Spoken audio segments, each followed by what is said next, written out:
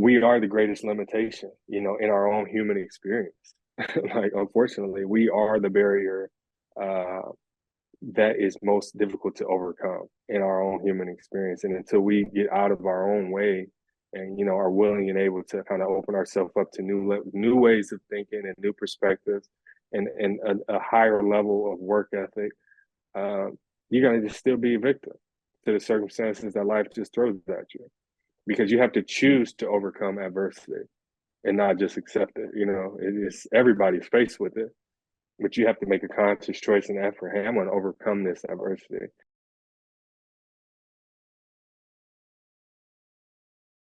All right, Eric, tell us about yourself. Who are you? Where are you? What do you do?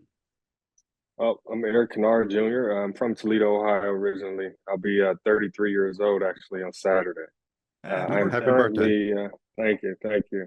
I'm currently in Orlando for the U.S. Olympic Marathon Trials. I am a retired Olympic athlete, Olympic gold medalist in the high jump. Um, I'll be actually receiving in 2012. I took silver on paper and was a part of a medal reallocation ceremony that obviously takes place in the Olympic realm quite often. Part of Russian doping scandal, type of deal where medals will be reallocated just recently from Beijing. Actually, the figure skating team participants just had medals reallocated, and they've kind of been, in the public eye here for the last few weeks. I actually will go through a reallocation process this summer in Paris. But I also still work in the Olympic space. I was a 10-time U.S. national champion in the high jump. Uh, I believe since 1963, maybe in Mexico City, Dick Fosbury reinvented the modern way the event is done in implementing a technique, jumping over backwards, which is known as the Fosbury flop. And Dick, may he rest in peace, just recently passed a few years ago, about maybe a year and a half. They had a memorial service from this past September. But there have only been three Americans in the event win a gold medal, including him, myself, and Charles Austin. I'm a Kansas State University alum. I also was a coach for the track team there, where I was able to help contribute to the success of the team. We won two outdoor conference championships in the Big 12 on the women's side. And really in 2018, I lived in Manhattan, Kansas for 10 years.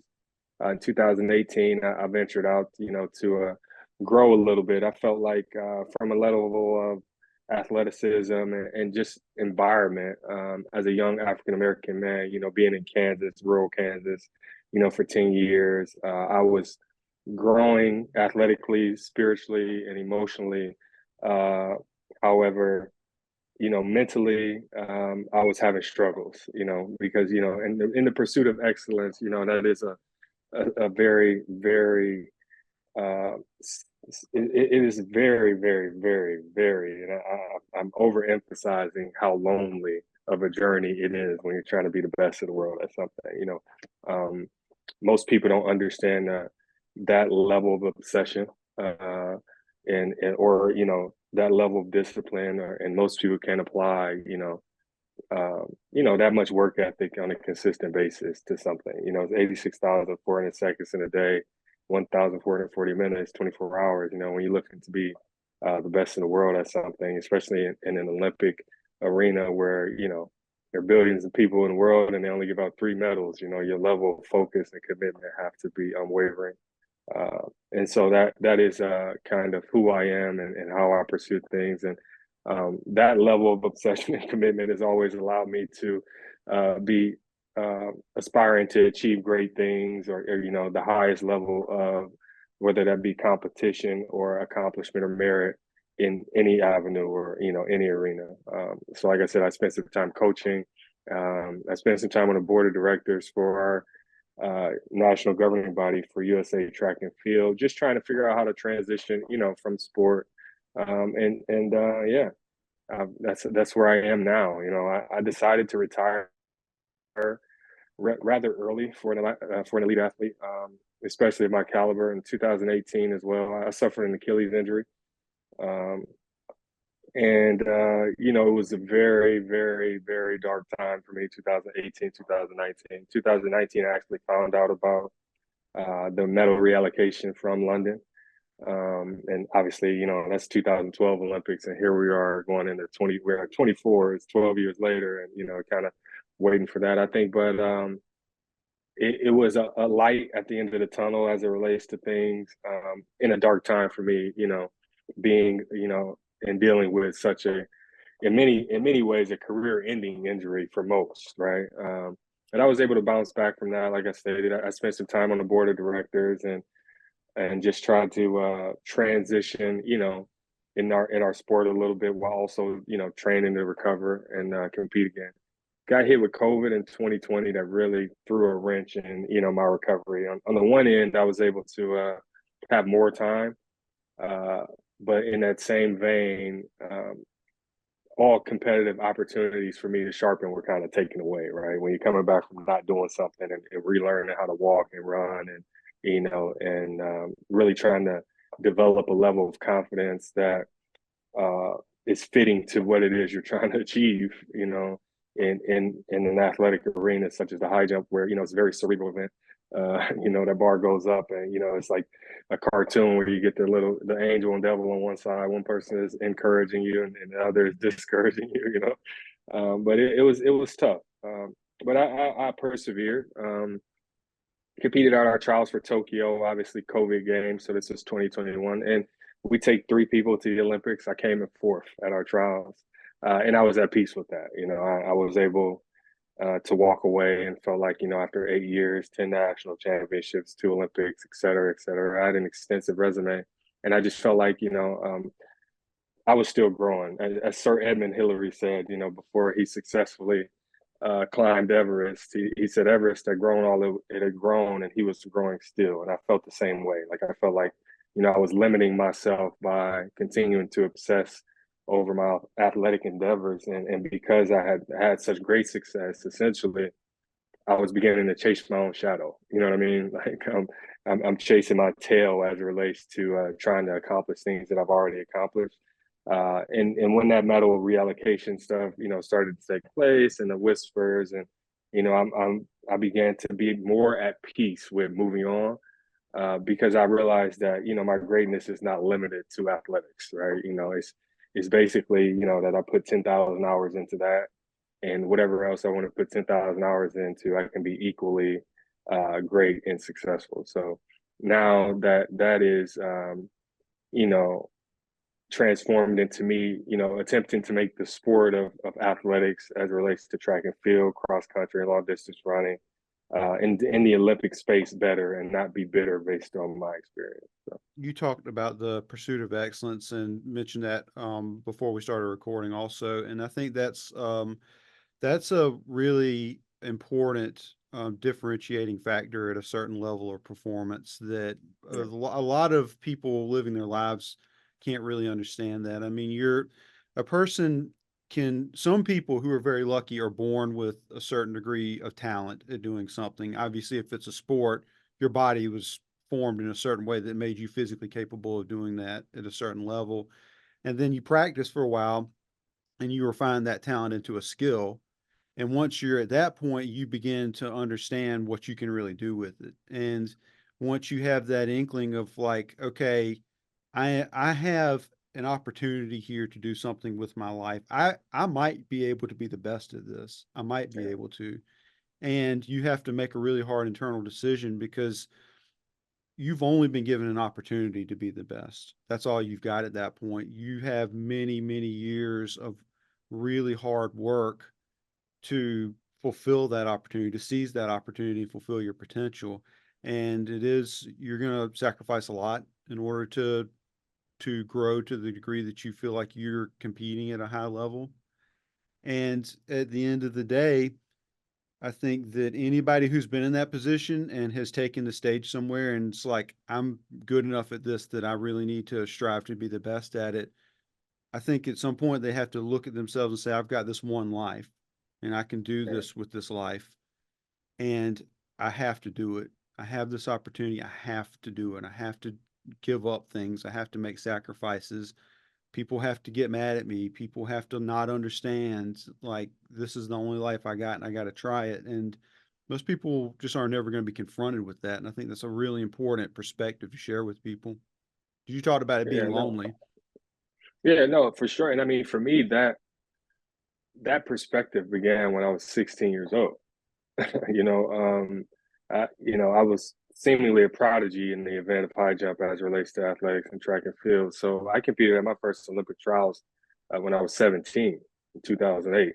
4 years later, I went to the Olympics and got on the podium. And in that time, 17 to 21, that was, the time that I chose what college I was going to go to and chose, like you stating, I made all of the hard decisions as it related to things. I'm from Toledo, Ohio, Ohio State fan my whole life. Being able to go to any school you want to in the country and having to, be mature enough to say, well, I have to take the emotions out of it and make the best decision for my future as it relates to my dreams in athletics. I went to Manhattan, Kansas, and I mean, at that time, I don't even think there was a Chick-fil-A in town. It was it's definitely not the most excitable place in the world. You know what I mean? But I took my college visit, and I didn't go to the football game. I stayed in the hotel room. I walked the town at night. Like I really forced myself to evaluate whether or not I could go on this solitary pursuit of greatness, and I had to ask myself, something I continue to ask myself, what would you attempt to do if you couldn't fail? And in some instances, it's a catch-22 because the ego was like, well, if I know the outcome is victory, then there's no interest. However, the challenge is, when you're not sure what the outcome is going to be, you don't know if the outcome is going to be victory. You are generation one of, many who is made this transition into collegiate sports space or a professional athletic space. And there is no manual, right? There is no workbook or map you can follow. Nobody tells you how you have to live in a state of self-preservation that sometimes just translates into, hey, me first, fuck you, excuse my language, right? Because that's what it is. Whether it's a girlfriend or mom or dad or whatever, you have to live in a state of self-reliance and protect yourself and your peace, because the posture has to be peaceful in order for you to pursue anything. You can't be in a state of chaos.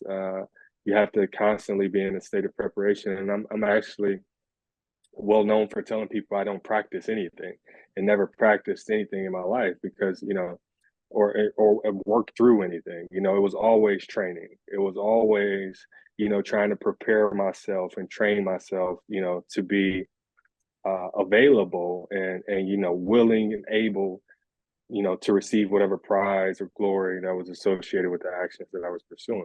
And I don't think that many people live with that much conscious purpose on a day to day. Like most people are aimless, most rise and fall ignorant to who or what is going to persist every single day.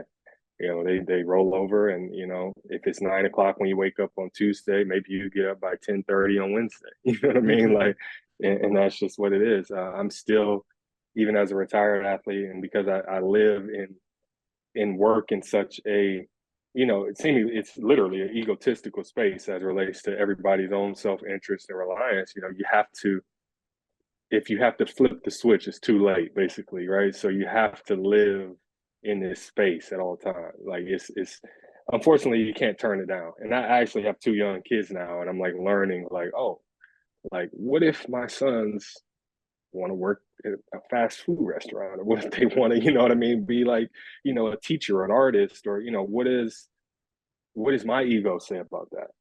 What is my perspective on life, say about that? What are my passions say about that? And how can I, train them, to this perspective? Or do they ever even make it to this perspective, right? So it definitely takes a lot of evaluation because you have to be crazy to be great. That's just the reality. You have to be crazy to be great. And the line between crazy and stupid is extremely thin. Like it's a thin line. And navigating that space is what makes people's actions and results as it relates to things, live forever or seemingly, live in, a space that is infinite as it relates to the potential. So I think that knowing those things, I've always put myself in a position to equip myself. That's how I even found, your guys' page. It was just like, oh, this resonates with me.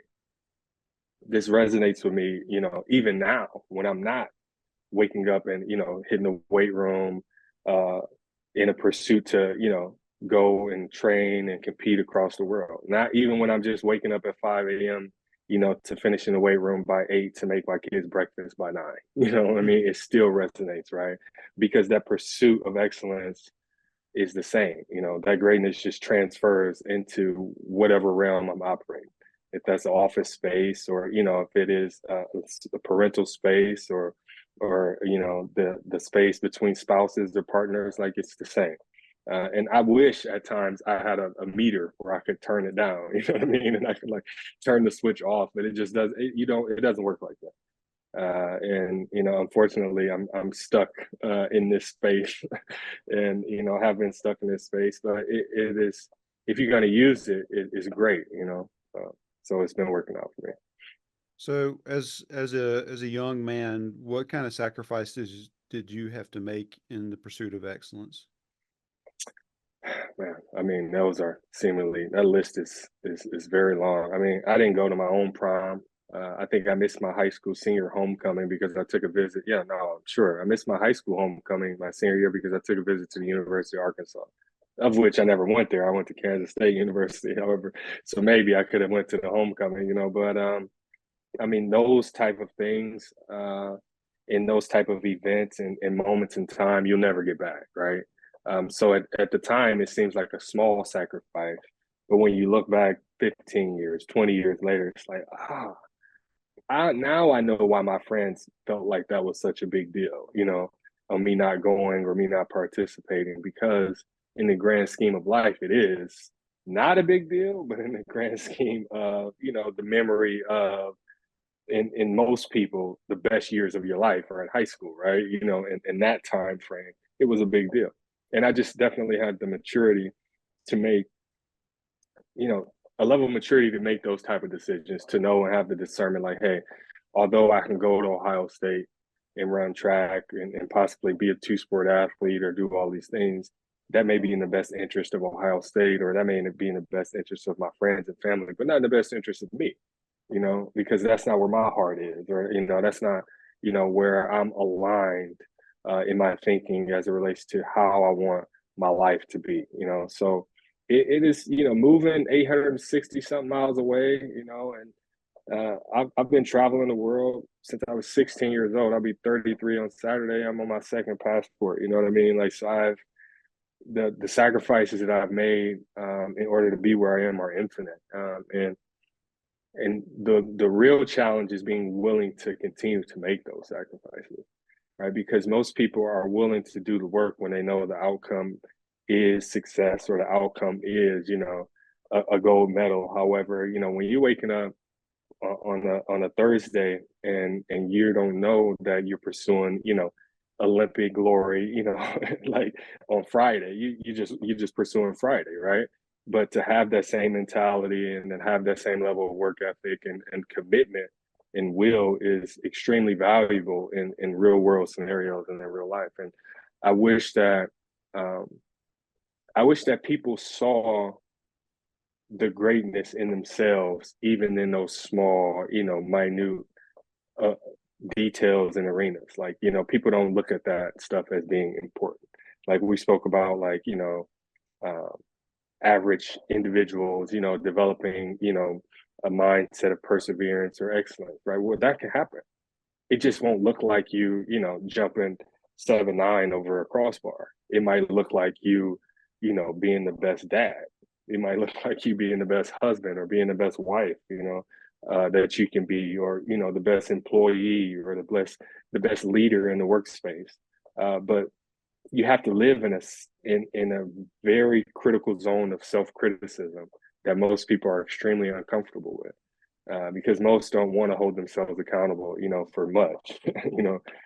In high jumping, I spoke to how cerebral it is of an event, and especially because you succeed and fail in front of everyone instantaneously.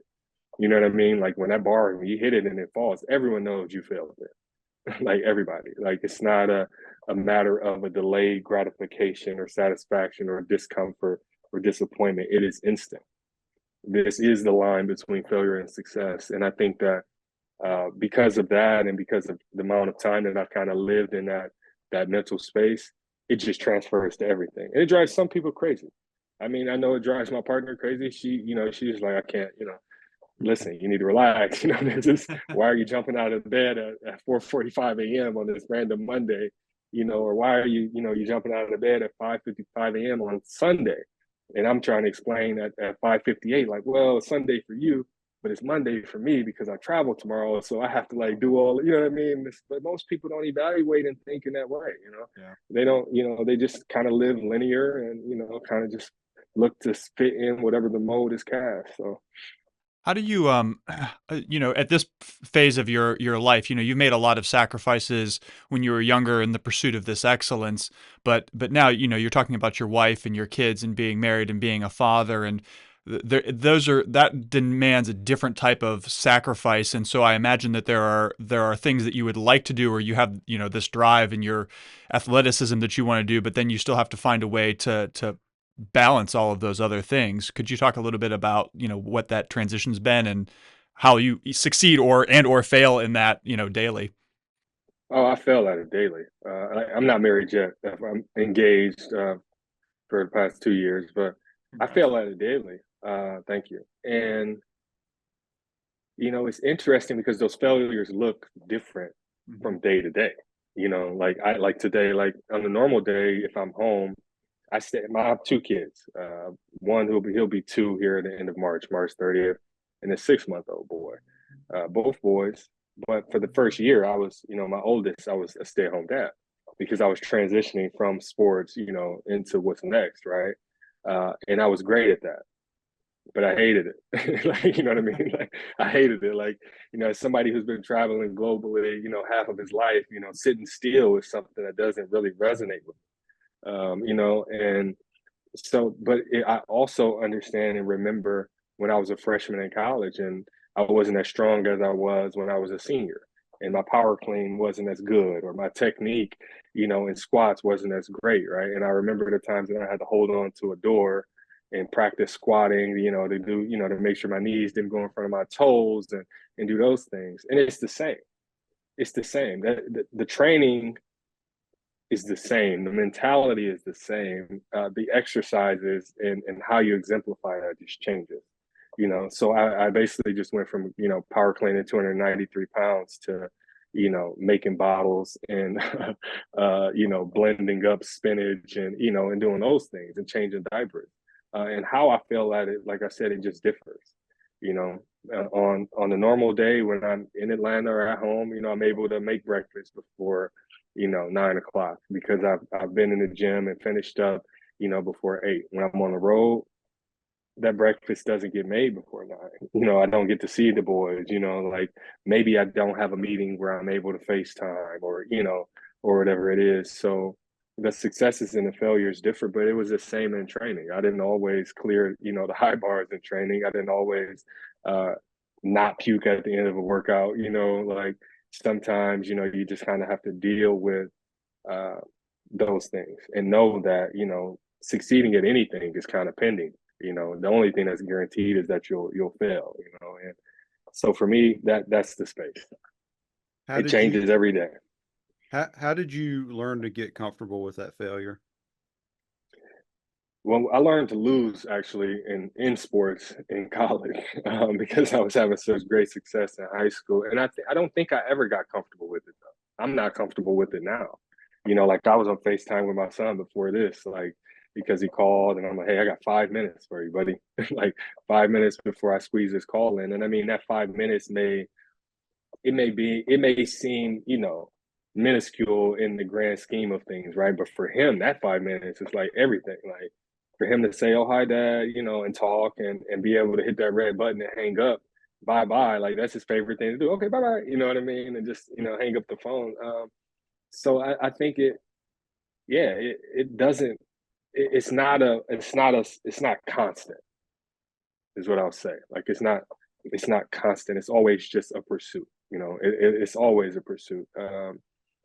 And the real difficulty is knowing when the training isn't sufficient, or knowing, when it's time to introduce another stimulus, or when it's time to, basically be disloyal to whatever dysfunction exists. Because as it relates to comfort, and, most is fight or flight, basic human reflexes in people, you have a level of comfortability with the dysfunction that exists in your life. How many times do you hear people say, well, this is just how I do things, or this is how we do things, or things like that. But like I stated about that self, criticism, and being critical of self, and just kind of being evaluative constantly, and obsessive, you're able to make those small gains, where other people won't even make the attempt to make the gain. Basically, like they won't even, like, you won't even, other folks won't even evaluate that as being an issue or being a negative. You know what I mean? Like, once I watch all the movies on the plane, because I travel too much, now I know I have to start reading, right? Hmm. Like, because anything you do other than reading now is depreciation. You've already seen all these movies, man. Like, it's not enough live events for you, you know what I mean, to keep up with. Like, so how can you improve yourself in this time, since the time isn't yours and you have to try to reclaim it? And that's in all things. Like, even in this interview, right? Like, me communicating with you guys and being vocal about, my headspace allows me to even evaluate what's healthy and what's not, to continue going into this new year, even when, especially as it relates to being a parent or a spouse. So I'll sort of throw something in there at the end of what you said, like you made the decision where you want to start reading now, and you talk about like use of your time and how you've got yeah, downtime. So if you read, you can make use of that downtime. And I know for me personally as a writer, it was a big turning point in my life where I was really dissatisfied with my professional life. Like I had a good job that a lot of people would have killed for, but mhm, I wasn't getting anything out of it, and I was miserable. And I was like, I need to change. I'm wasting my life by doing this. And so yeah, like I sold my TV to my parents and got rid of like no video games, no nothing. And every day I came mhm, home, I started reading. I'd always kind of enjoyed reading here and there, but I started taking it seriously. And mhm, it was at that time that I discovered Carl Jung, who became a really big influence on me as a writer, and I began devouring his work.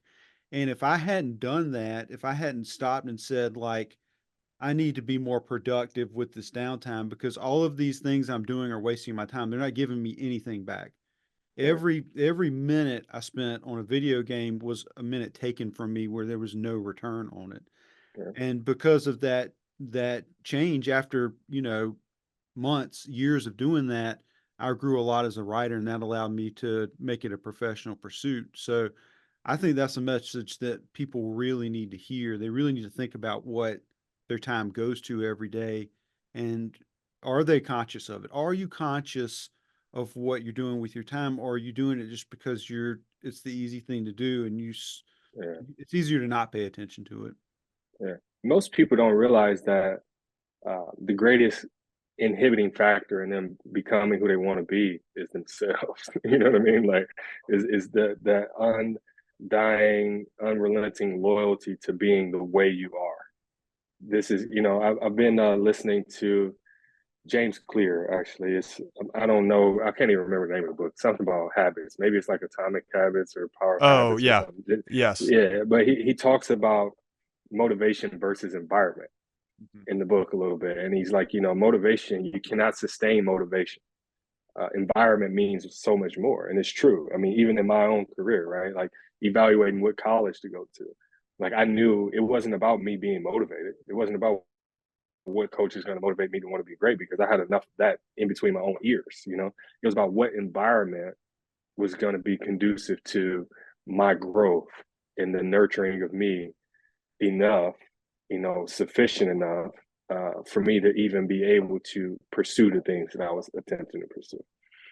I can't go to the party school, even though it'll be fun, because that environment is not conducive to me becoming the individual I want to be. The real difficulty is sometimes, and all times, is when that environment is your environment, right? When you don't have, that discernment to say, wait, I roll over and grab my phone first before I do anything else. That's unnatural. That's not what it should be. I shouldn't, you know, be addicted to this device unless I'm going, to your page to feed myself extrinsically and motivate myself. You know what I mean? Like, That's an important point. what's the Everything on the internet is bad except GFDA's Instagram account. That's the only exactly thing you should have on your everything? phone. Yeah. Only thing you should have on your phone. Yeah, but no, but seriously, I mean, people focus so much on diet being, stuff you ingest and digest from a literal standpoint, but they don't even understand, like, from mentally, it's not about apples versus burgers, because that it's the same. You know what I mean? Like, it's the same. If something contaminates your mind or contaminates, your way of thinking or your ability to do things, uh, you got to get rid of it. Right? And it's one of the reasons I don't post much on social media. You guys have seen my Instagram. I haven't posted many pictures, in some time, but that's because I was growing through who I was becoming still, right? Like, that person that's on there, the high jumper, this athlete, this 8-year athlete with the Jordan brand, or you know what I mean? He's still in here, but that's not who I am in the world anymore, right? So in order for me to figure out who I am in the world, I have to go through changes and transformation. I have to go on a journey of growth, right? In the pursuit of that. So I can't allow my reflection to be something that it's not what is present. You know what I mean? Like I said, people, you chasing your shadow, in a sense. The state of comparison, as people often state, is the thief of all joy. But even the comparison of self, even the comparison of past self. If you're lamenting over, accomplishments or losses or the inability to receive praise, or you allow yourself to be oppressed when you have to suppress who you are. You know what I mean? Just as much as when you're actually oppressed from the world. Like, so when you're in a state, there's depression, oppression, and suppression, right? And these are the stages that people go through based on whatever the circumstance is. How the world treats you usually is how you are oppressed. Then you go through a state of suppression because you're trying to identify with, the injustice that you're faced from a worldly stand. And that's, for some people, that's a 6-year-old whose dad is married to someone who's not his mom, and he only gets him on the weekends. You know what I mean? But to some people, that is, an athlete who, maybe didn't receive the medal that they feel like they deserve, or the financial compensation they deserve. So they're now suppressing and have to suppress who they are, where they don't know who they are, because they weren't able to grow, through their experience, because it wasn't truly authentic. And that was kind of the state that I was in. I was like, you get injured, you've had great success as an athlete, you have great success as a coach, but now the world is telling you that you are just as great as you thought that you were working to be, right? So you were in overdrive to become this man that you've been the whole time. But because your experience was that you were oppressed based on, circumstance, now through that 12 years, you suppressed who you actually really were, because you didn't think that person was sufficient. And that was kind of like the state I found myself in. Like, once it's all said and done, it's like, well, wait, and do I feel like I was the best, or I'm the best in the world, because I'm now being validated? Or was that the state that I was always in, right? And for me, it was like, no, you wore a Burger King crown at the NCAA championships in 2012 when you were in college, and you defended and won, and then went to the Olympics. You just found out now that you won the Olympics, but from an ego standpoint, it's probably better off that it took that long, because at 21, God knows, I might have went on David Letterman next week and said some not so classy things. You know what I mean? Something you'd get to see for the rest of your life. Exactly. So I think it all worked out the way it was supposed to, but I definitely believe that people have to evaluate those stages. And now, as it relates to, like I said, comparison, people usually don't evaluate and measure them versus them. It's always you versus whatever the perception is you want to put out into the world, or you versus whatever you feel is the best version of an individual, and people have to realize and just kind of remember that there is no roadmap to those things. Right?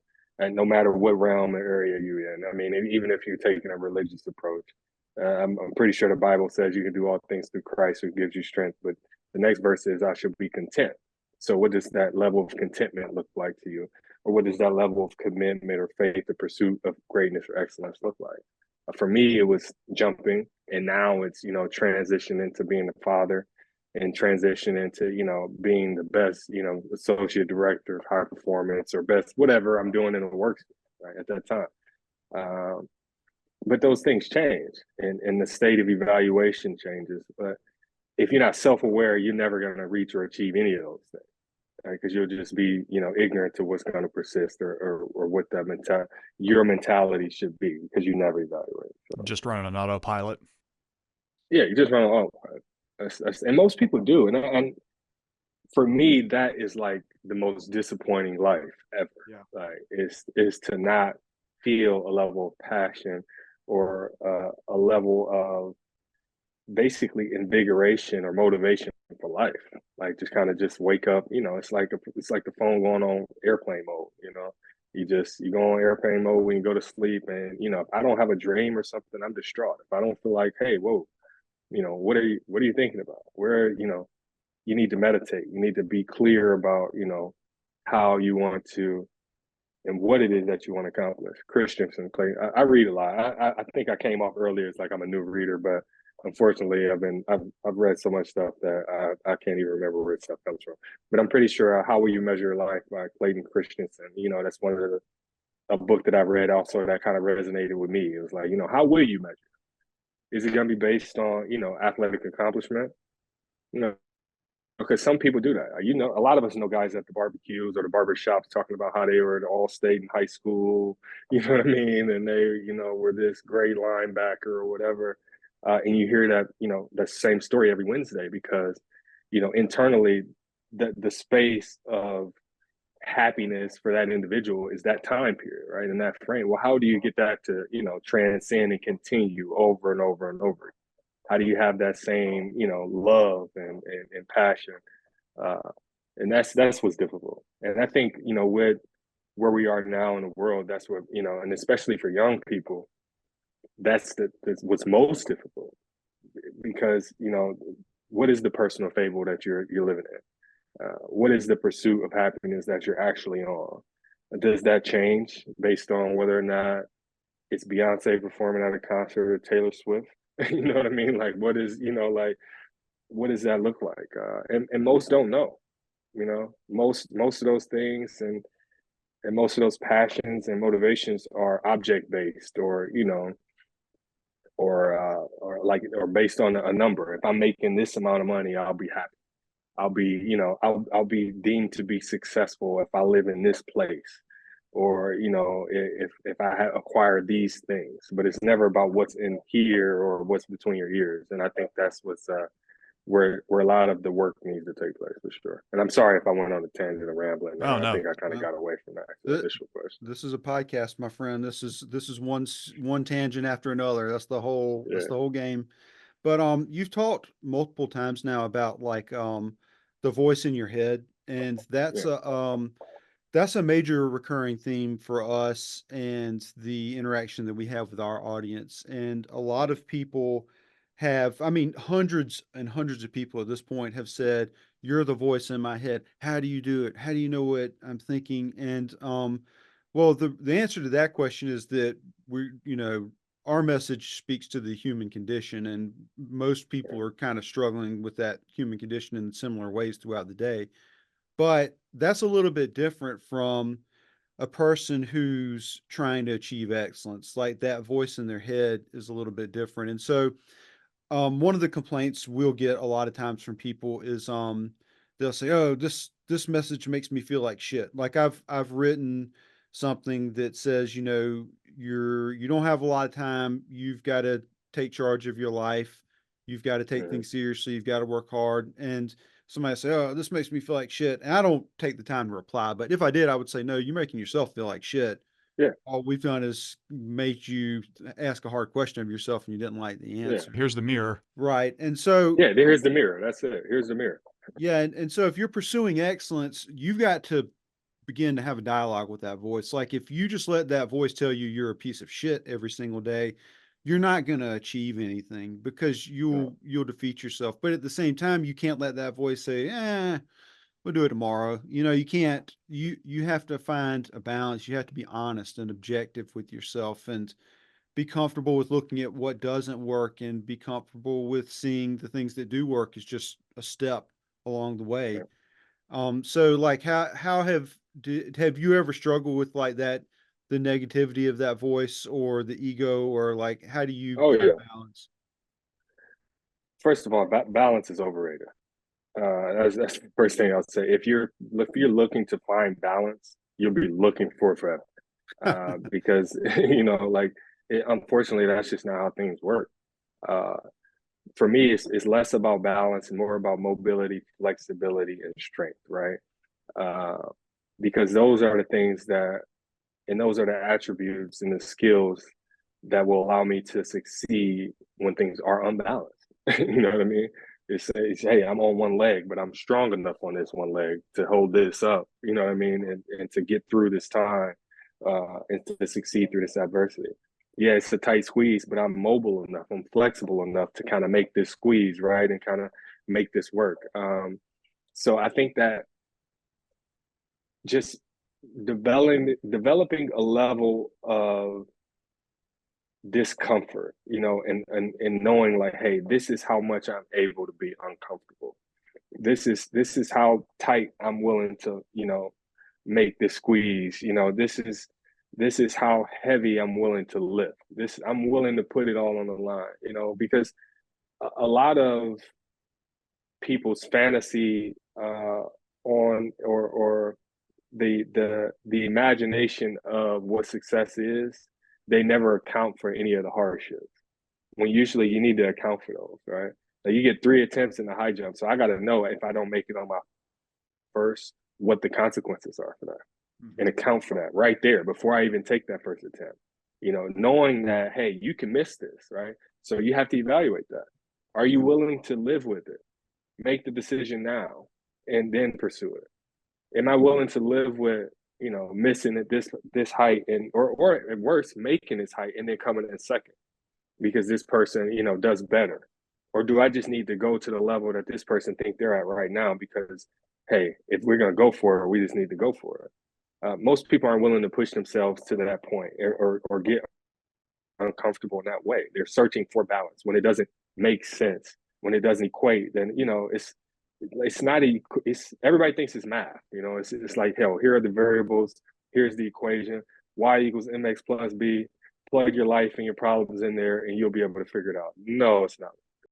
Yeah, I feel like people think of balance incorrectly. They think of it as a very static thing. When people say like, "Oh, I want balance in my life," but in actuality, balance is dynamic. It's all those things that you said. It's that flexibility. It's that mobility.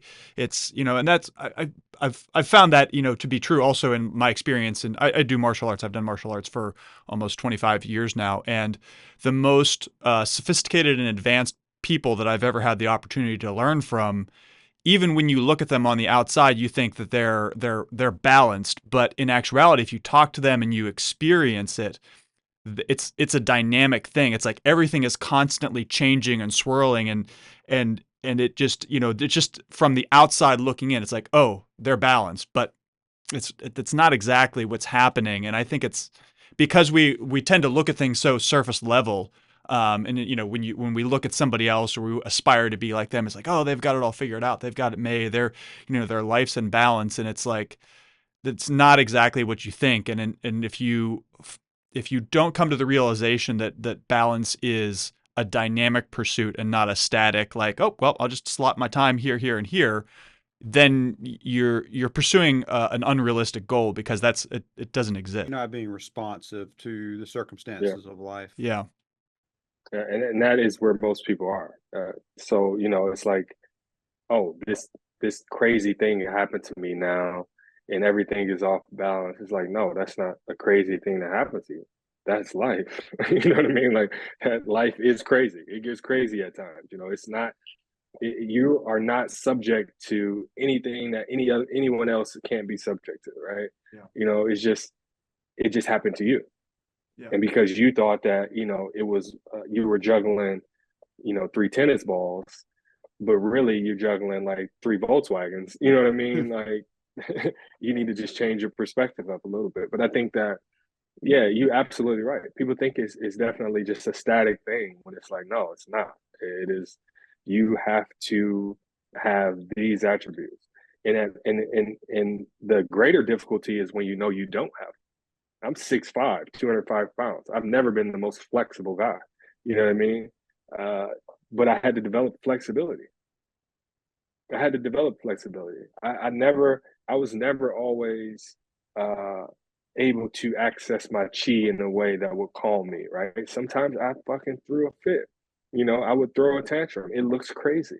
But I had to learn, you know, like, wait, if you exert this much energy in this way, and this much emotions in this way, the more you use and waste there, the less you're going to have to apply here, right? So you have to learn, you know, how to transfer these things. And it is just a level of self-awareness that is extremely uncomfortable for most people, honestly. Like, it is extremely uncomfortable for most. Yeah. I go to bed at 9 p.m. most. Oh, excuse me. What are you saying? No, go ahead. Yeah, like I go to now. So since the new year, and I never make New Year's resolutions ever. I mean, I'm like the type of guy like, why would I wait to the new year to make a resolution? It's Tuesday. Let's just do it tomorrow on Wednesday. You know what I mean? Like that. Like I don't need to wait, you know, and do those things. But this year I was like, wait, you know, I have to realign myself, and a lot of it started from health. You know, I'm not training or not, you know, doing the cardiovascular work as much as I have before, traveling just as much, if not more, you know, not eating well, you know, like, and the doctor's like, hey, well, you can't treat your body like, you know, a Ferrari and a sports car for, you know, this many years, you know, basically, you know, 17 years, and then just say, hey, I'm going to do whatever I want. Like now that I'm done, like it doesn't work like that. You're stuck in this body. So the same level of commitment you had to the maintenance before, you have to have it now, or a greater level of commitment. You know, it's that car that used to be the race car requires a lot more maintenance, I'm sure, than that car that's getting out on the track. You know what I mean? Yeah. Well, that car gets older and older too, and then it's got more maintenance required. Exactly. But that maintenance is mental as well. Mm-hmm. Most people just aren't willing to go through that training and that exercise. Everybody wants to go get on the Stairmaster. Everybody wants to do their abs, but nobody wants to read. Nobody wants to meditate. Nobody wants to go through the self-talk and look at the man or woman in the mirror and say, hey, you weren't a victim here. You are a perpetrator in your own failure by not be doing these things, by being loyal to these things. And now the circumstance is not circumstance at all.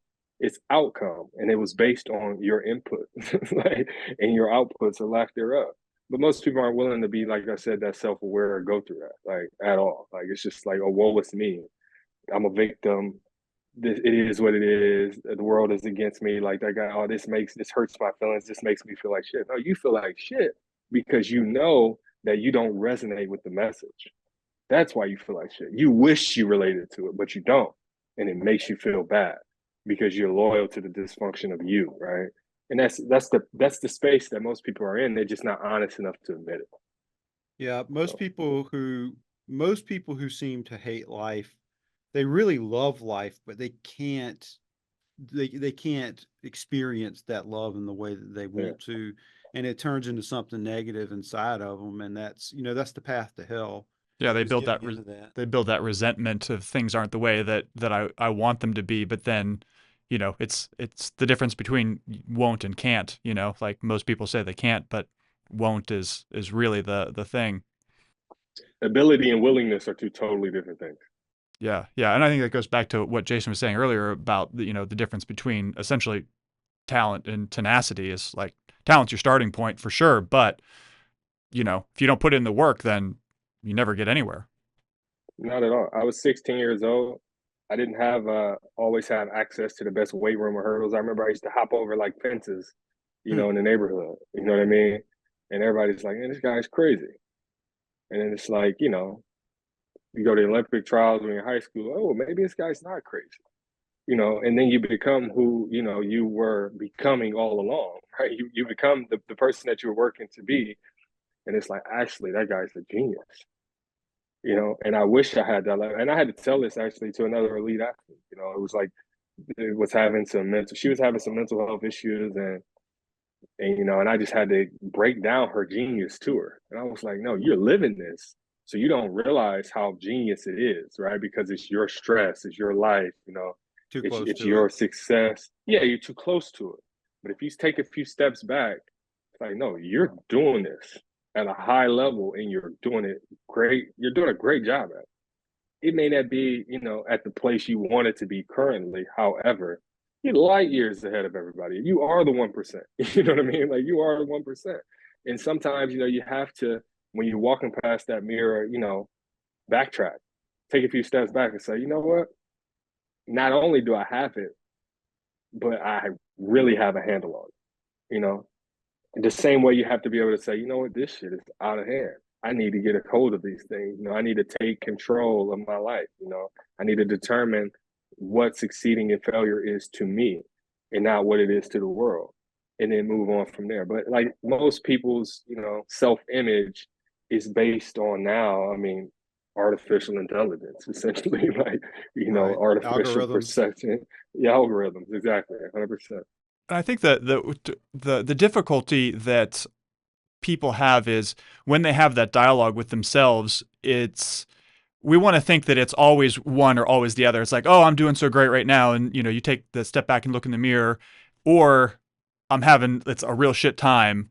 But in actuality, it's like both things are existing in a duality all of the time. And so it's like that's why the self conversation and the reflection is so important, because it's really easy to fall into the trap of the absolute of either side, and neither of those things are true. It's always the union of those two things simultaneously. And it's like, you need to be able to look at yourself and say, like, hey, these couple things I'm doing really, really fucking well, and this is going well for me. But if I want my life to improve and get better, here's the area where I'm flawed. Here's the area where I need to invest some energy and see that improvement and get to where I want to be. Yeah. Temporary satisfaction though prevents that for most, right? Like, that temporary satisfaction, that instant gratification, when you first crack open that can of soda and hear that little pop, you know what I mean? Like, that right there keeps most people from even getting there. Like, it keeps them from getting there, because when you get to that first checklist and it's like, yeah, I'm doing this great. It's like, okay, good. I'm good. I can move on. I'm doing this great. So that is the bare minimum. I don't have to, and pour any more into this cup or increase. And it's like, no, like, yeah, your capacity is at a gallon right now, but if you want to make it to a liter, then you have to make some changes. Like, you have to improve. Like, you want to make it to, you have to improve. Like, you have to do these things, or whatever the case, right? So it is difficult, because instant gratification is dangerous, man. It is extremely dangerous. It is a dangerous state, and we got a lot of opportunities for it in our society, in right now every we place have you go. Yeah, everywhere you turn. for it right now. Yeah. It is a surplus. So it is and that's one thing that, as a father, is kind of like nerve-wracking. It's like, when you're younger, it's like, oh, we'll be in flying cars by this time, and then you get to that point, you're not in flying cars. You know what I mean? It's like, Yeah. oh wait, like, Nope. like, I have to curb my expectation and my imagination, because we're at this level, and but that, you have to. I think it's good to create benchmarks, on for whatever it is, and challenge yourself. If you carry, half the groceries in, this, 1 week, try to get them all in one trip the next. You know what I mean? And if you rip a few bags on the way, you rip a few bags. You know what I mean? But at least you tried, and and that is what it is.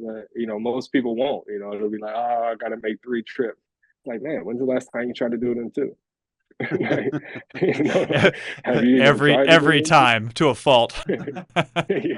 You talked earlier about talking to your friend, and like when you're in the middle of doing the difficult thing, it's almost impossible to see your progress sometimes. And that reminded me of something. Who wrote Mastery? Is it George Leonard? Was that his name? Yes, yeah, George Leonard, I think is Yeah, his name. so George Leonard's he's an Aikido instructor, right? But he also he trained um jet fighter pilots in the military. Hmm. That was his day job. And so the book Mastery talks a lot about how to improve your skill. And one of the things that he does is he has this little illustration. The people who are just doing audio, I'll just have to explain it. But basically, he described skill acquisition and growth as a series of like small peaks and long plateaus, small peak, long plateau, small peak, long plateau. And that peak is a breakthrough. You've been doing the same thing for a long time, but you either your body, your mind, your heart, something, it finally makes that connection and you rise unexpectedly. And then after that, you're at a new skill level and you're going to have to live at that level for a while and it's going to suck. And I think that when you're in the middle of that process, it feels very turbulent and it feels very Hmm. chaotic. And you feel like you're like on an EKG, you don't feel Hmm. like you're going up. You feel like you're going up and down drastically over and over again. Hmm. And that's a part of mindset and a part of maturity and experience is to be able to be objective and stop and say like, yeah, right now I'm in, a certain degree of pain or discomfort. Right now I'm feeling very discouraged, but this well, I can look back now and say I can do something with relative ease now that at one time I thought was impossible. And that Yeah. comes, it takes years to get to that place first if you're doing something serious, but if you stick with it, you will get there. And that's a game you got to play with yourself. No, 100%. I mean, James Allen is one of my favorite authors. Uh, as a man thinketh, it's a little small book. I'm sure Yeah, you're yeah. familiar, but he talks about, a great man isn't a victim of circumstance. He creates favorable conditions for himself, he or Hmm. she, right? And Hmm. I think that is, that 100%. It's like, understanding that, hey, listen, it may be raining, but we can have fun on a rainy day too, and I can make the circumstances of this rain, serve my benefit.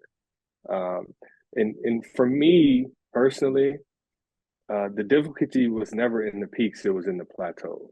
Hmm. It was in like, hey, am I being complacent? Am I being content in this? Like, am I still pursuing to be great, or am I just allowing myself to be? You know what I mean? Like to exist, like based on other folks' definitions of what is healthy or what's not healthy, right? Or what is greatness or what is not greatness. And I mean, in transitioning from sports, that was one of the most difficult things that I was faced with, right? I'm a huge proponent of mental health. Like I've been seeing mental health professionals probably over 12 years, 15 years, since college. I think maybe 2010, fall of 2010, right? So for me, so yeah, 14, right? 14, yeah. So for me, like, going through relationships or meeting people who maybe are not wired the same way as me, mentally, or emotionally, you have to have the discipline, to say, you know what, you're right. Maybe I am crazy from my perspective, but I have to stay in this crazy because this crazy works for me. It doesn't work for you because you think it's crazy. Maybe if you looked at it as more sane, you have the same success or equal success or, transferable success and whatever it is you're pursuing. But because you look at how I obsess as being so outside of the norm, you don't realize how normal you are. You know what I Be, mean? being Like, crazy doesn't make you wrong. yeah, yeah, yeah. It doesn't make you wrong at all. Like, yeah, you can be it allows you to be either wrong or right, like most things, right? But just because you're crazy, it doesn't mean you're stupid. Like, not at all. And that's one line I drop on people all the time. Like, you crazy? I say, yeah, I am. I'm not stupid. Like, I am. I will agree that I am crazy, but I'm not stupid. So I think that, just putting as many tools in your box, as you can, it is extremely helpful. But also understanding, uh, that everything has a place and everything has a time, and you can't take that screwdriver and hit that nail the same way you can't take that screwdriver and screw in, or take that hammer and hit that screw. You know what I mean? So it's just like you have to be willing to, you know, put yourself at a place mentally, spiritually, and emotionally to grow and progress, but also realize when you're at a place where you're unable to do so, when the ground is unfertile, right? When mentally you're exhausted, and you have to, be able to evaluate what rehabilitation looks like for you. What does renewing of my mind look like for me? What things am I loyal to that are detrimental to my own growth? Even if that area is athletics, if it's work, if it's family or parenting, you have to be willing to do those things, even if you've had the success. I mean, there are times I won 10 U.S. national championships, and not one of those times did I not say, nah, you didn't do this. You missed this many days of training. Every single time I evaluated. Every time. Oh, you won, you did this, but yeah, you could have did much better if you would, not missed this 3 days because you wanted to celebrate Valentine's Day, or not miss this 3 days because you were sick, or whatever it is, right? And it's the same now. Like, and having that mentality and living in, essentially a pursuit of becoming the best version of yourself at all times, requires that much attention to detail. It requires, that level of loyalty to doing the work, because that's really what it is, right? It doesn't make any difference if you fail if you don't do the work. It doesn't make any difference if you succeed and you don't do the work, because you will forever live in that space of like, what if I did this, or what if I had done this instead of this? You know what I mean?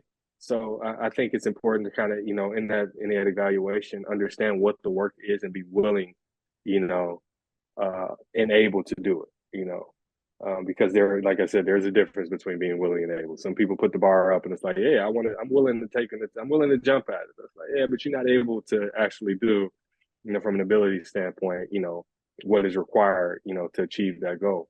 And if you're not, being willing to do the work and being able to do the work to get your abilities to increase are extremely important, for sure. So I wanted to ask you about something, changing gears a little bit and talking about a different aspect of success. Like very early in our conversation, you were talking about the how the technique for the high jump changed in, like, I think you said 1963 in Mexico City, and you named the person that achieved yeah. that. So I was curious, like, did you feel it was important for what you do to learn about history and to build a knowledge base around that, like learning about heroes and people who had accomplishments in the past, even though they may be, it's been built upon a lot since then? Yeah, no, it's extremely important. I think that it is important, but I have a hard time not dropping like prolific quotes and shit on people because I have so much stuff in my head. So like that right there makes me think of like Emerson, do not go where the path may lead and follow, go instead where there is no path and leave a trail. Like, so it's important to understand that history for a matter of like direction. However, you have to also understand your own individuality and what that process looks like, and understand that some things are passe. Like, you don't do those things anymore, or whatever. Or things have, technology has advanced, or information has changed, and those things. So yes, no, I am definitely a history buff as it relates to greatness, and not just limited to athletic accomplishment, as I quote Emerson here in this, But no, it is important. It is important, but it's also a state of comparison. So although it is important, it's definitely dangerous. It's definitely dangerous because the path of success is not always ingrained in emulation of those who preceded you. You know what I mean? Sometimes it is straight up. You got to have a new recipe.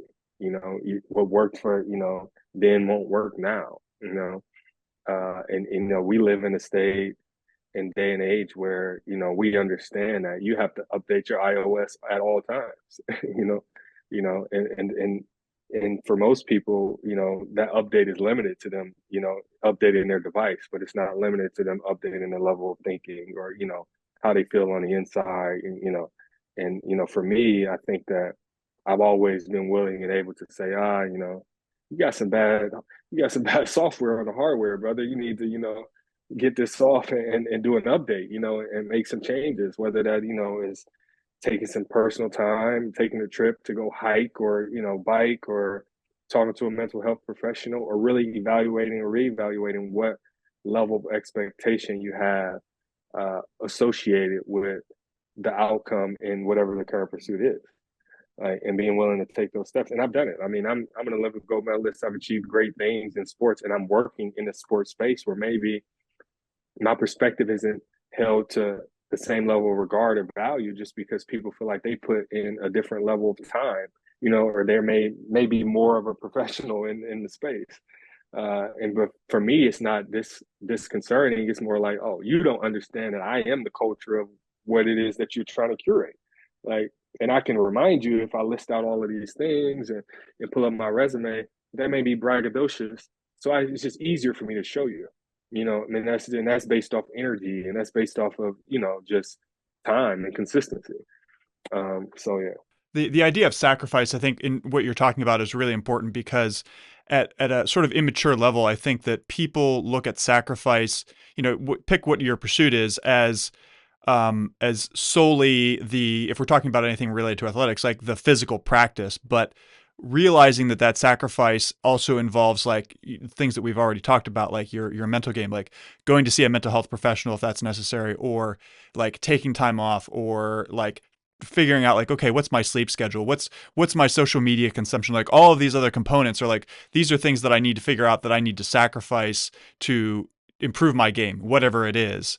But like people don't, it just becomes, it's easy to become like a cyclops, like the one-eyed monster, like I'm just doing this one thing, but like all of these other components are necessary, and they're different types of sacrifices that need to be made. Yeah. People want to change outcomes, but never systems. Yeah, that's And a in really great order way of for the putting it. outcome to change, you have to have a productive system.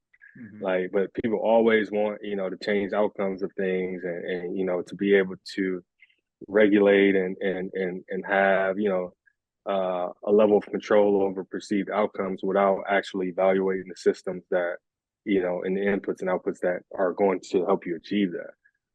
And so I'm a system guy. Like, you already listened to me talk about how many seconds and minutes are in a day. So like I'm a system. Like I will break a day down. Sometimes, especially with travel, I may wake up at 4 a.m. So I have to break my days down into quarters like games. I'm like, oh, you got 4 hours for this, and then you got 4 hours of this. You're gonna be doing this for 4 hours, and then and then so on, right? In order to get to that 12 or 24, or to have a level of productivity that, although the circumstance doesn't allow it, the system allows me to make up for it, or allows it to be managed. You know what I mean? Mm-hmm. But if you're not evaluating, that systems, the mental systems, the physical systems, the emotional system, uh, in spiritual, then you'll improve in some areas, and then you'll take 5 steps forward and 8 steps backwards, basically, because circumstance will denote that you're not prepared for the next step, because the system isn't operating at a level that is conducive to the output. So I think that, evaluating those systems, especially for those people who feel like, oh, this post makes me feel like shit. Like, whoa, well, why? Yeah. Why does it make you feel like shit? Is it because there are a lot of answers to that question? Yeah, no, for sure. For As many sure. answers to Probably that question as especially there for are that people. individual. Yeah. Yeah, exactly. Yeah. But no, it is it's tough.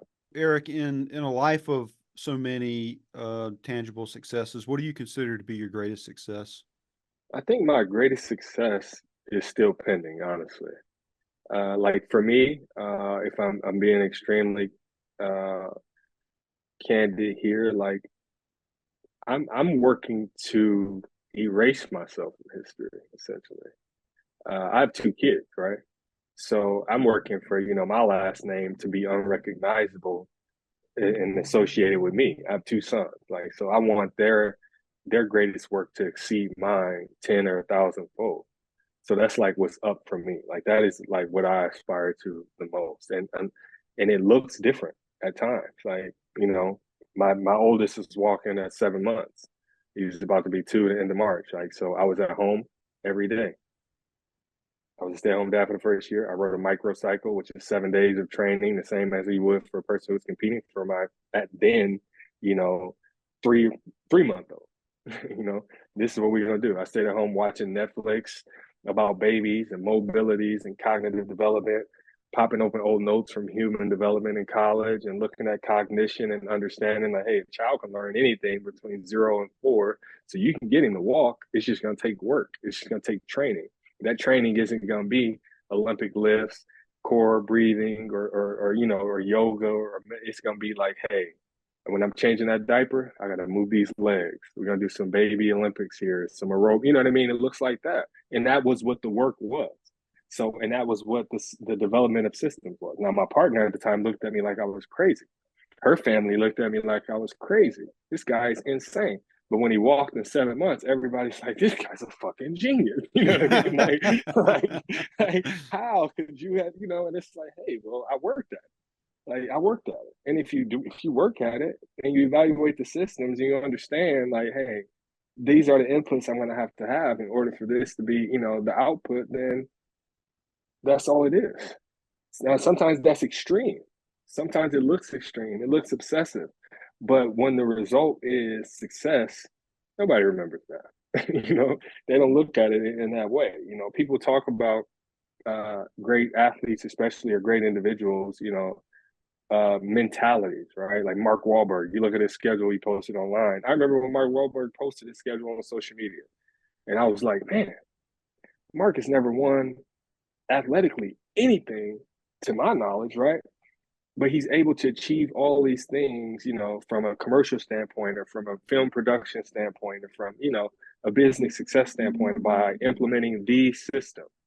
And these systems mirror the systems that you have in an Olympic pursuit. You know, they mirror, and that's how you know that, you know, that greatness and the pursuit of such things definitely are, you know, very alike. Like for most people, like it's not, you're not reinventing the wheel the way people think you are. You know what I mean? Like people think, like, oh, you have to be, yes, you have to have a level of talent, but the level of commitment to excellence has to exceed that level of talent, you know, 10 or 20 times. Yeah. Or else you'll just be that guy in the barbershop or gal in the hair salon talking about how, you know, back when you were 17, you were ranked top 25 or, you know, whatever it is. So I think that, you know, studying, like we talked about, you know, the history of greatness in individuals and how, you know, these systems can transfer into everyday life, you know, just like, you know, me reading, you know, illustration on the page. Like I read illustrations on the page and I go do unbelievable things afterwards, right? Like, you know, like something from this podcast is going to go motivate me and I'll drop a gem on somebody out here running this marathon that may lead them to, you know, doing a PR or something, you know what I mean? And it may be something that's extremely minuscule in the grand scheme of things. The level of advice, like it may be something that's elementary, you know, but for that individual, you know, because it's the right tool being placed at the right time, it's like, hey, you handed me a hammer when I needed to tap this nail, and I was perfect. So I think it's just, you know, operating in that space and those levels of pursuits of excellence, and for me, it's just kind of being, I boil it all down to being critical. Like, I mean, and most people can handle it, but when you're an athlete, you know, you're used to people telling you you're messed up or this is wrong or this is not, you know, the praise in comparison to the criticism are, you know, it's definitely not balanced. It's lopsided. So, you know, you have a longer memory associated with the criticism than you ever have with the praise. And fortunately, if you're pursuing greatness, you know, that is the space. Unfortunately, excuse me, if you're pursuing greatness, unfortunately, that's just the space you have to live and operate in. Everybody remembers Kobe, you know, being on at the press conference and the job's not finished, you know. Why are you guys so happy? Because it takes that level of focus and commitment, you know what I mean, to say like, hey, listen, I can't even exert any elation in the circumstance of this current event because I know that the outcome still hasn't been achieved. I'm still in this pursuit, right? So, yeah. Yeah, excellence isn't a destination, it's a way of life. Yeah. It's a perspective.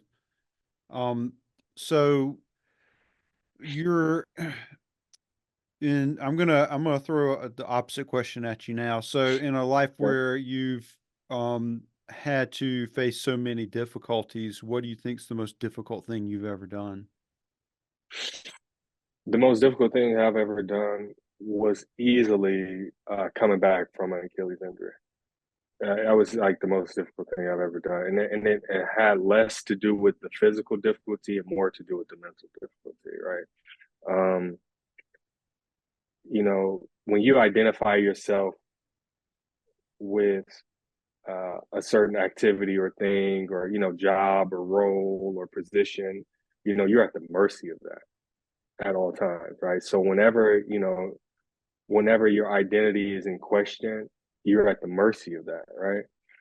So I talked about, like, not wanting to chase my shadow. Like, a part of, coming back from that injury was, coming back as somebody else, like renewing, who I was as an individual, being willing to walk away um, from levels of comfort in sports and athletics, and being willing to say, hey, I'm going to develop a level of confidence that's going to allow me to transfer my greatness into anything.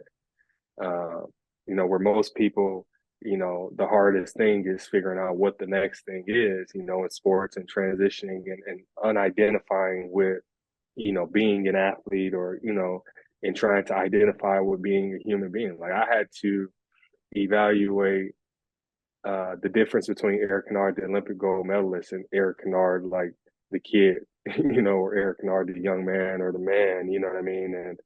And kind of look at, like, man, if you never walk, or not walk literally, but if you never compete again, like, are you at peace with these things? Like, are you at peace with your career, from this perspective? Like, are you still, because you have the accolades, you have the accomplishments, whether or not you stood on the podium and got a gold medal, or you just got it, at an event, in Paris or whatever, like, you still have the hardware associated with the work. So are you willing to set the ego aside now and to work on a different aspect of you? So, yeah, that was like what was most difficult for me, because it wasn't a matter of walking away from athletics, or because I'm still present in athletics, but it's just a matter of, what does your peaceful posture look like? And when you're in that peaceful posture, uh, what are the battles you're willing and able to fight, basically? Like, and sometimes, those battles are in that battlefield is internal, you know, like, it's like, hey, look, okay, you've been aspiring to do this thing since you were 17. Now that you've done it, not on the time frame that you wanted to do it on, you have to reevaluate who you are, because you've been lying to yourself this whole time. And it's not because it's not because you were dishonest with you. It's because the world was dishonest with you. You know what I mean? Like, so because, you were confused about, who you are. It's like, the ugly duckling, right? The ugly duckling is in this pond, and he thinks he's an ugly duckling, but it's like, no, you're a swan. Like, like, you're not a duck at all. So just kind of going through those things, like there is limitation in identifying only with accomplishments and outcomes. The same way there's limitations with, not having passion or dreams of pursuing uh, outcomes and accomplishments. So I think that as I spoke to being loyal to, people being loyal to dysfunction, you have to also be uh, disloyal to, the loyalties that you've held, as for past systems and past perspectives, in order to grow. Like, because if not, I'll still be out there running in circles, literally. You know what I mean? Like, and I wouldn't be a father of two, and I wouldn't be transitioning, professionally, or be in the professional space that I'm in now. Like, I'd still be trying to figure it out. So I think that was, yeah, definitely the most difficult time. Is just kind of realizing that, you know, I think that LeBron James, Spring Hill is there. They're the ones running with the more than an athlete moniker. But you have to realize that like you're more than that. The same way you guys are more than writers and more than illustrators and more than podcasters. The same. So I think that it is figuring out what you want to be loyal to, and what systems are going to serve your growth the most, and then also being disloyal to the ones that are really going to stunt your growth. And for me, staying in sports, and it would have just, like I said, I would have been chasing my shadow. I would have been out there still trying to figure out who Erick Kynard Jr. was instead of knowing who he was, and developing, the mentality and a level of awareness to know instead of think. Like, so now I know who I am, and I'm able to kind of make these things, apply in different areas and aspects of my life. But before, I was out there, trying to be worthy and trying to be the greatest instead of just being the greatest. Like, instead of just being the greatest or the best Erick, like, I was attempting to do those things based on a pursuit and an outcome that the world was going to bestow upon me. But I think it's more of an internal. You have to be a gold medalist in here and in here before they give you anything. And you have to associate that with the work and, and outcomes as well.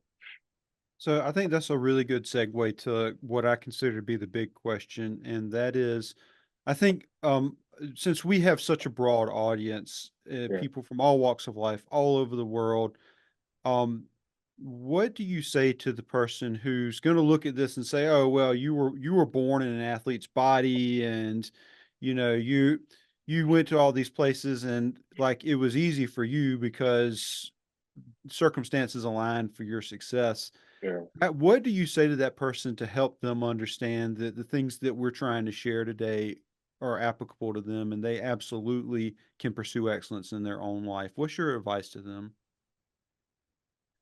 My advice would be to change your perspective. Like, I know that's kind of cliche, uh, but change your that is a victim's mentality. To say, hey, this person had a better gift than me. This person was given better ability. This person is taller than me, so his level of athleticism or his luck was a lot higher than mine. You know what I mean? Like, I think that it is completely disowning the victim mentality and looking at, okay, if I want to achieve X, Y, or Z, what does the work look like? Damn what the talent looks like. Damn how talented I have to be. Damn the resources. Like, what is the work gonna look like? Like, and being just willing to do that work. Because I definitely come from a good gene pool as it relates to the biology, right? However, I still had to do the work. Like, it wasn't, I just didn't get to go. I didn't even make the finals to the Olympic trials when I was 17 in 2008. But I knew that I was going there, and I knew how it felt to not make it. So after I did make it, I knew, like, listen, in 4 years, I'm going to give them hell because I'm going to do, whatever I have to in the time. And then the work looked like not going to the University of Arkansas, who won multiple national championships as a team, or not going to Ohio State, where I may have had the option to do two sports and, be closer to home. The work looked like not going to your homecoming. The work looks like going on a college visit, sitting in a hotel room and saying, listen, it's just you and your dreams. And anything and everything else is ancillary in comparison. Like, so if it doesn't help you, or if it's not, helping you pursue or achieve those things, then you kind of have to put it to the wayside until it's a time and place for those things.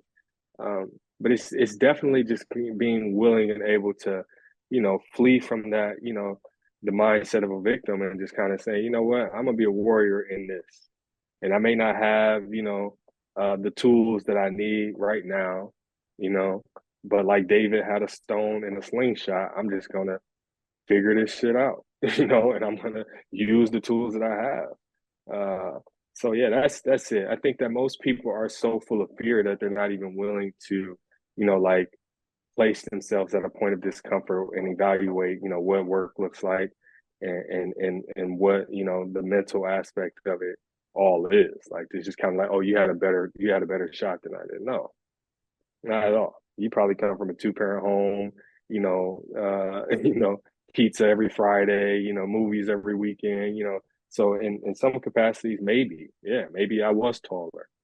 Maybe I did have, better athletic ability initially, but I still had to hone in and tune in and refine these things and work. Um, and you just have to be willing to do whatever the work looks like on the level that you're on before you can get to the next level. But most people aren't. So, right. Yeah, I think at the end of the day, regardless of what advantages or disadvantages we have in life, it takes courage to Yeah. go out and confront the unknown. It takes courage to go out and to try something, because everybody has an awareness of being embarrassed. Everybody has an awareness that they may expend a great deal of time and effort and not get the tangible reward that they have in mind for it. And everybody's got an awareness that they're if you try something, you're putting yourself out there. Yeah. And it doesn't matter what you're trying to do or where you're coming from. It does take courage. It absolutely takes courage. A lot of times people get the wrong impression of us because we have a modestly large Instagram following, Mm-hmm. particularly younger people in their mid 20s and below. They're really excited about that. But Mm-hmm. the reality of it is it's totally meaningless. We're having a human experience just like everybody else. When you get up at 4:45 in the morning, there's no, your genetics don't make that easy for you. No. You you've made a choice that you're going to confront that difficulty, and you're going to take a risk. You're going to do something that's inconvenient. Maybe you're inconveniencing somebody else, but Yeah. you've made that choice, and it does take courage to do that. So have courage with what you do. Yes, it's hard. It's hard for everybody.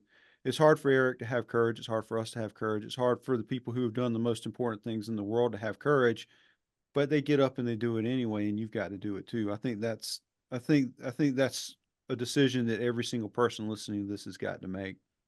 And they have to make that decision consciously, right? It has to be a conscious decision, not a decision that is forced by a circumstance. Because most people are only willing to have courage when they're forced, to be courageous. And it's like, no, you don't. We're looking for volunteers.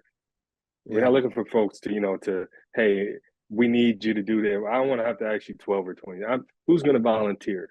You want warriors who are going to volunteer for the mission, man, not warriors who got to wait for their orders. You Yeah. want the guy who, when the workout is at 5:30, who's waiting for you to get there. You know what I mean? Like to start, not the guy you're waiting for, and that is, like we talked about environment, that is it, that is, what is important, as it relates to those aspects. And sometimes we are the greatest limitation, in our own human experience. Like, unfortunately, we are the barrier uh, that is most difficult to overcome in our own human experience. And until we get out of our own way and, are willing and able to kind of open ourselves up to new ways of thinking and new perspectives and a higher level of work ethic, you're going to just still be a victim to the circumstances that life just throws at you, because you have to choose to overcome adversity and not just accept it. It is, everybody's faced with it, but you have to make a conscious choice and effort. Hey, I'm going to overcome this adversity, and not just allow it to roll over me and be, a victim to it. So, Yeah, and I think that, for you, Eric, when you received your injury, um, that's the sort of thing that a person who's not a professional athlete, maybe, you've lost your job, a relationship has ended in a way that you didn't want to, or maybe you've suffered a horrifying tragedy like loss of a loved one, or, mm-hmm. Diagnosis with a disease or something like that. And those, that's that's the sort of terrors of life that are waiting for all of us in the Yeah, shadows. Every single person has got that thing waiting in that perfect place where we can't stop it, we can't foresee it. No matter how much you prepare, no matter how strong and smart and good looking you are, it's going to come from the perfect place where you can't do anything yeah, about it. And a life spent pursuing excellence is going to prepare you to continue to excel, to continue to enjoy life, to continue to have goals, to continue to grow, even when you've received that devastating change. It's going to change your mentality and the way you look at the future. And for sure. And it also is going to allow you uh, the opportunity and the ability to be enthused about overcoming it, right? I mean, for some people, you receive that diagnosis and it's dire at the time, and and you can't even overcome, you can't even wrap your mind around, the challenges that are faced, you're faced with. But other people are enthused about the challenge, right? Yes, they're distraught about the news or the diagnosis. However, they understand, like, listen, if it's life or death, then I have to choose life. Like, Yeah. I can't just lay down and let this be the end, right? So you have to be willing to, be enthused about, changing the outcome and accepting the challenge uh, of whatever adversity you face with. I landed in Kansas City a day ago. I've been trying to make a reservation for a rental car, and they're just telling me there's no cars, right? So it's like you're gonna have to go and land and get an Uber and travel 45 minutes to get a rental car, and then go 45 minutes back to start your 2 hour drive or whatever it is. And I could have been like, you know what, you're right. I just got to do this. I get my bags, I get in this Uber, I go. But I didn't do that. I'm like, hell, if the computer is saying that they don't have any cars at the airport, I'm gonna have to go out to the parking lot and make sure, you know what I mean? Like, that there are no cars before I go on this adventure. And I did. I got in line, and the guy's like, no, we don't have any cars at National. And the guy was like, no, we don't have any cars at Enterprise. And I'm like, okay. Well, I just got back out of line and, politely put my bags to the side. And I said, I'm gonna refresh this page until they do. Because somebody is not going to be here for the reservation. You know what I mean? And if this is what the work looks like in order for me to get the perceived outcome that I need or that I want, then that's just what it's going to be. Lo and behold, it took me 10 minutes of refreshing where it's like, oh, there's a car available. And they're like, oh, you found something. I sure did. And they sent me on my way. But most people, that first initial, we don't have anything, that first no, I'm out of here. Let me just start this journey. Let me just go and do, the thing that it's going to be, it's not best or it's not, whatever. It's not the difficult task. I'm just going to go with the flow. No, if it's a challenge, then just face the challenge. And if you fail, it's all right. You fail, but you prepared yourself for the next challenge and how you worked at overcoming that adversity. But if you succeed, that's where you really get the benefit, right?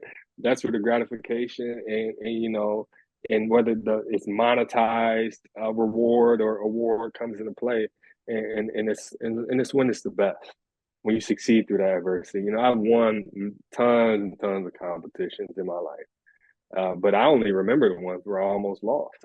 I only remember the ones that were most difficult. Like, I don't. I remember the ones that I didn't break records at, that were the most difficult for me to, overcome. It's like, yeah, I didn't have a great day, but I had the greatest day that I ever had as related to the adversity that I was faced with. Like, and most people don't know maybe, but on this day, man, I had food poisoning this day.